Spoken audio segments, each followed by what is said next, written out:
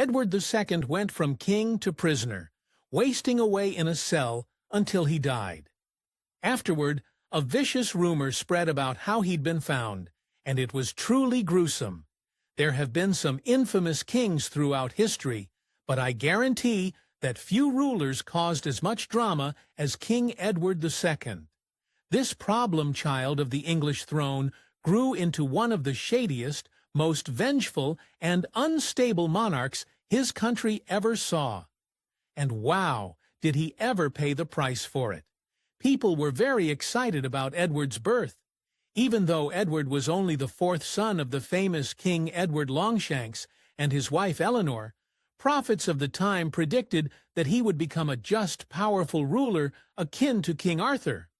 But this was definitely not the legacy that Edward left. Although Edward supposedly lived a charmed life as a prince, his childhood was riddled with horrors.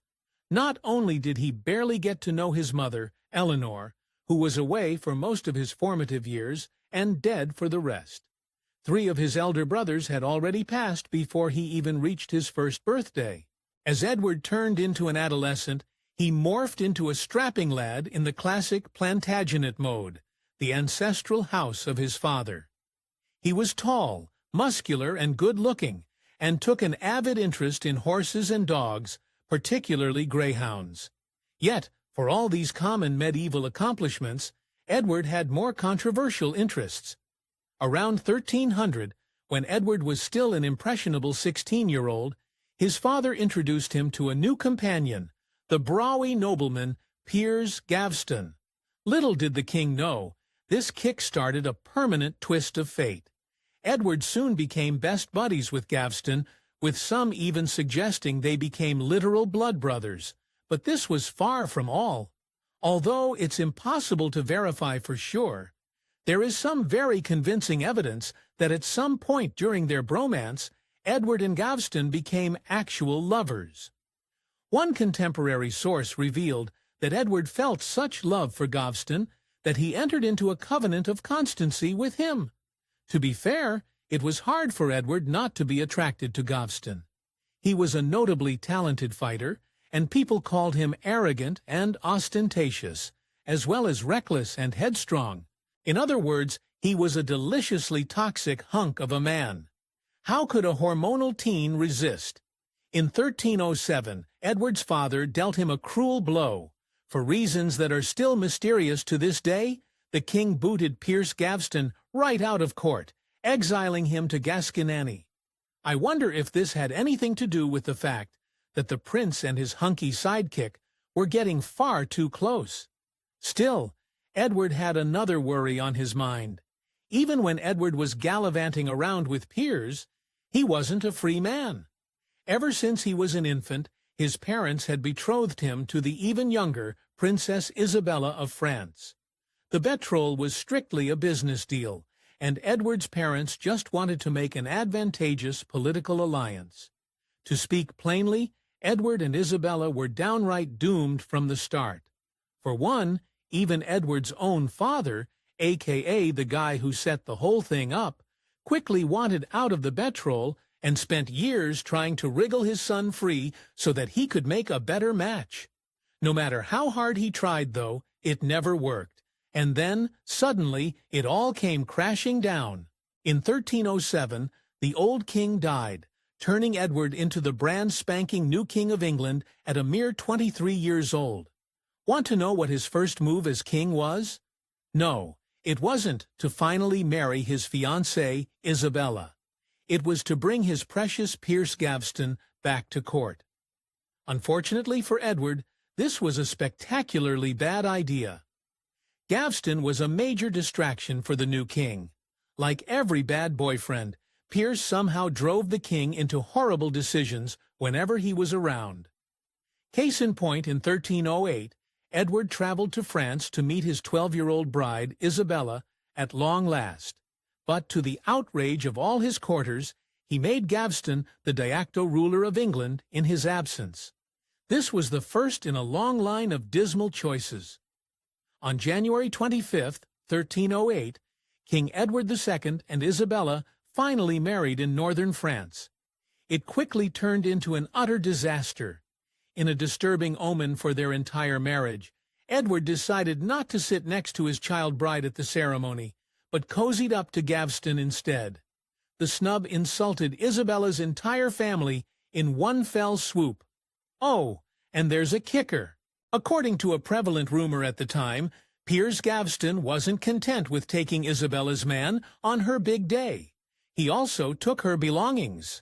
The new child queen received lavish gifts as wedding presents, and some whispered that Gaveston purloined them right out of her hands. Edward II and Gaveston were really into each other during this time. So much so that the people would quip that there were two kings reigning in one kingdom.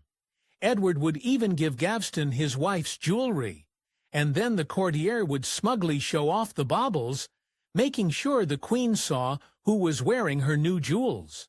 As it turns out, Edward II was about as good of a king as he was a husband. One of the reasons Gaveston was his favorite was because Edward hated making decisions and would rather leave the grunt work of running a kingdom to someone else. As one commenter put it, Edward was incompetent and vicious, and no man of business. In the months following their wedding, Edward's behavior toward Isabella didn't improve. Actually, it did the exact opposite. Edward all but ignored his wife, preferring instead to take up with a series of mistresses. So little Isabella had to get very smart very fast. As Isabella grew up, she made a surprising decision. Perhaps realizing that she could never compete with Gaveston, she teamed up with him. The pair became close allies, and in the process, Isabella earned just a tiny bit of attention from King Edward, who finally started treating her like an actual human being. Yet, just as Edward's personal life seemed like it was calming down, destiny came in and smashed it with a sledgehammer. Edward II's infatuation with the handsome Piers Gaveston didn't just alienate his wife, it alienated his whole country. Soon enough, his barons made actual real laws banning Gaveston from Edward's presence, exiled him several times, and tried desperately to limit his power. Then, it all came to a gruesome climax. In the summer of 1312, Edward's enemies hatched a gut-wrenching plan. His discontented baron captured Gaveston, and before Edward could come to his rescue, they tried and executed the courtier. It was not a good end.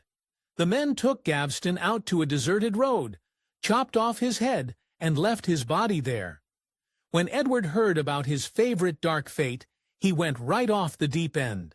Outraged, the furious king swore vengeance on the rogue barons who executed Gaveston, and England barely avoided a civil war over the plot. Not that it was all's well that ends well. This one act of rebellion was a sign of far worse things to come. Around this time, Edward's luck turned dismal. In addition to his personal issues, he also had been waging battles against Robert the Bruce and the Scottish.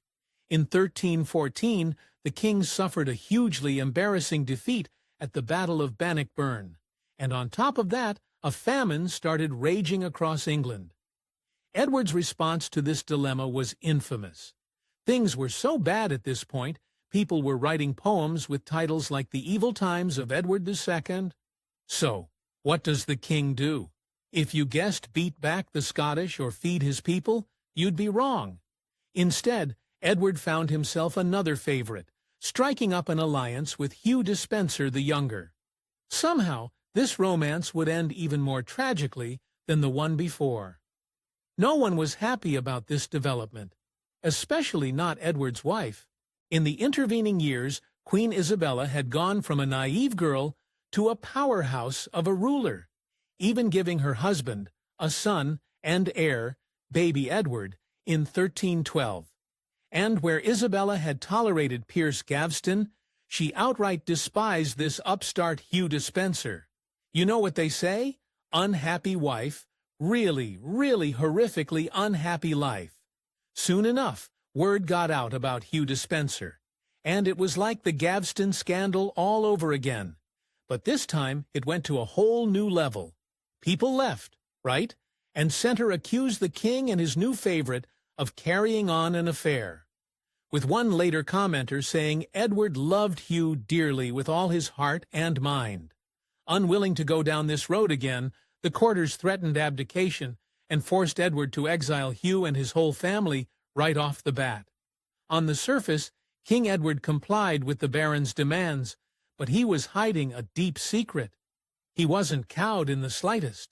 Indeed, practically the minute that Hugh Despenser waved goodbye and set off for exile, Edward started plotting his revenge. In order to avenge Hugh and provoke his enemies, Edward used his own wife, Isabella, as bait, sending her into a hostile castle as a guest. When surprised, the inhabitants attacked the queen's entourage, Edward had all the excuse he needed to bombard his foes without blame, except for the part where, he used his wife as bait. After this lovely show of marital fidelity, the king regained control of his vassals, brought Hugh Despenser and his brood back to court, and executed all of his naysayers. Then he turned his attention on Isabella, as for some reason the Despensers suspected her of endless plots, and Edward was happy to play along. But it was Edward himself who dealt her the cruelest blow. By 1324, Isabella and King Edward's relationship had deteriorated beyond repair, and Edward sure let her know it. Partly using rising tensions with France as an excuse, he confiscated all of Isabella's lands, took over the household, and threw her French staff behind bars. As a rotten cherry on top, he then ripped the queen's children from her while they were feeding and dumped them with the Despenser clan to get a better childhood. Is it any wonder Isabella got her husband back so brutally? King Edward III obviously didn't think ahead too well, because not a year later he needed Queen Isabella to do him a big solid. In 1325, with a war now fully broken out between England and France, he sent his wife back to her native land to butter up her brother, King Charles III of France. The goal was to bring the conflict to a swift end. Isabella smiled, nodded her head, and went obediently to do Edward's bidding, or so he thought. Edward might have been notoriously good at getting revenge, but Isabella had learned a thing or two from her husband. By September of the same year, Isabella's teenage son, Prince Edward, had joined her in France, and that's when she pounced. Holed up in enemy territory with the heir to the English throne, Isabella's plan kicked into gear. First, she refused to come back to her husband, and then phase 2 began. Suddenly, for the first time in years, King Edward was very concerned about his wife. He sent her frantic letter after frantic letter demanding that she come back. But her brother, King Charles, simply responded that the Queen has come here of her own will and may return freely if she wishes. But if she prefers to remain here, she is my sister, and I refuse to expel her. And then the news grew worse for Edward. Since Isabella wasn't coming home any time soon, Edward got his emissaries to keep an eye on her actions in the French court. Their messages made his blood run cold. Apparently, the Queen was gathering support by dramatically dressing in black mourning clothes and claiming Hugh Despenser had destroyed her marriage. Then somehow, she outdid herself again. By February 1326, King Edward's long-suffering wife was thoroughly done with him, and her final nail in the coffin shot right through his heart.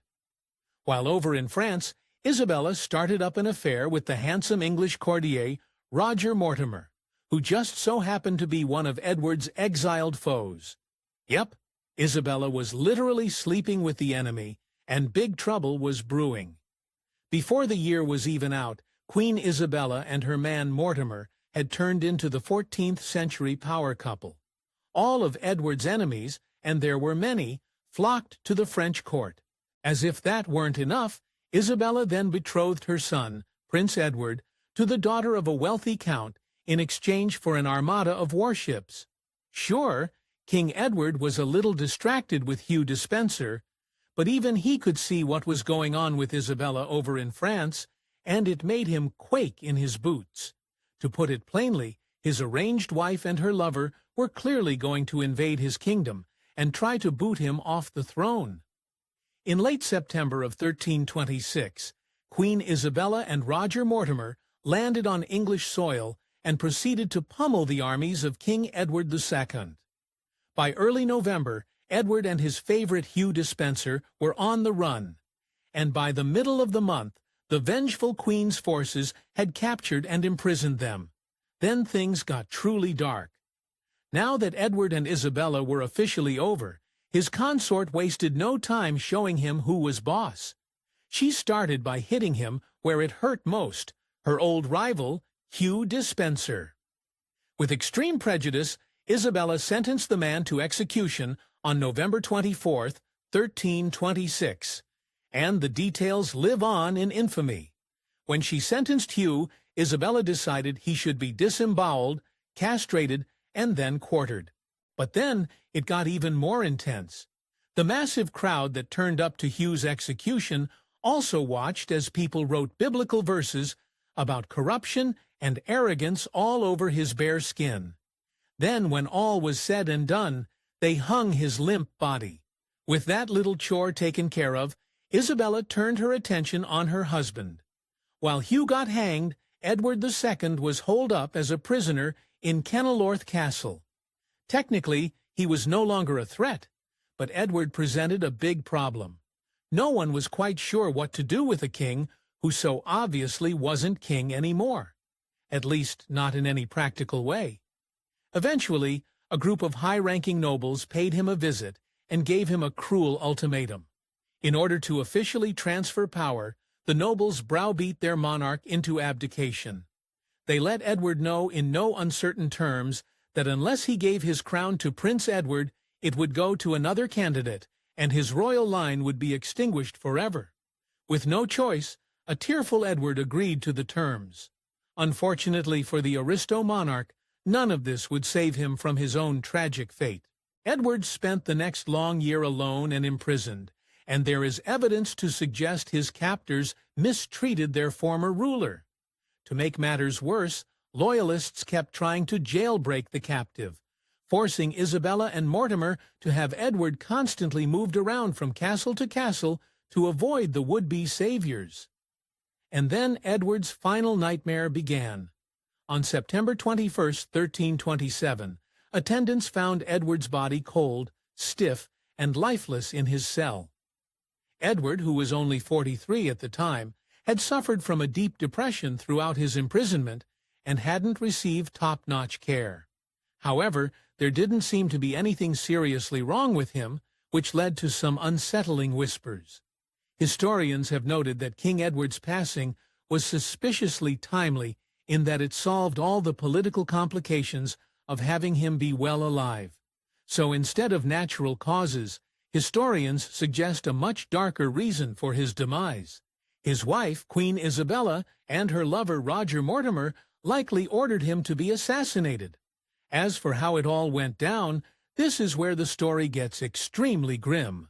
Although we can never know what King Edward II's final moments on Earth were really like, one particular rumor about his demise is mind-blowingly ugly and spiteful. As the years wore on, people started claiming his assailants off him by sticking a red-hot poker up his rectum, which was an obvious allusion to his assumed sexuality. Historians, however, have largely debunked this. Not only is it clearly a derogatory dig at his presumed bedroom preferences, it's also not the best way for undercover assassins to claim the king died a natural death. Ridiculously enough, the story does get stranger. During his reign, Edward was vain, arrogant, and not a man to be crossed. Not the best combination of qualities. In 1323, Edward was in a total stalemate with Robert the Bruce and the Scottish forces. So, one of his best advisers, Andrew Harclay, attempted to broker a peace treaty that would name Robert King of Scotland and end the suffering of thousands. How do you think Edward II responded to that? Furious that a lackey would so much as suggest he give up one of his royal titles, King Edward immediately had Harlay executed, then displayed his head in London for all to see. The most ironic part of this gruesome tale, soon after Edward agreed to a 13-year truce with Robert the Bruce, ending up in much the same place. Anyway, as for his family, well, karma comes for us all. Even though Isabella was a bit justified in, well, rising against and then murdering her own husband, she got her comeuppance too. Her alliance with Roger Mortimer fell apart almost instantly after Edward's passing, and she became merely the queen mother to her son, King Edward III, in the years to follow. In an irony to end all ironies, however, Edward II's heart was later buried beside Isabella's body. Not what I think the guy or Isabella would have wanted. When someone famous kicks the bucket, there are always spurious conspiracy theories claiming they're still alive. But in the case of Edward II, it might really be true. The now famous Fieschi letter written by the Italian priest Manuel Fee claims Edward actually escaped, and that the body in his cell was a humble porter. In this version of events, the fugitive king fled to the Holy Roman Empire to live out the rest of his days as a hermit. Even more shockingly, multiple historians confirm that some or all of the letter is true. As for the oft-repeated stories of royals escaping their gruesome fates, Edward II might have actually pulled it off, but of course, we can never know for sure. Thanks for watching History Expose. If you love uncovering the best stories in history, hit like and subscribe to Keep Exploring with Us. Don't forget to visit our main page, Factate, for more incredible facts about everything.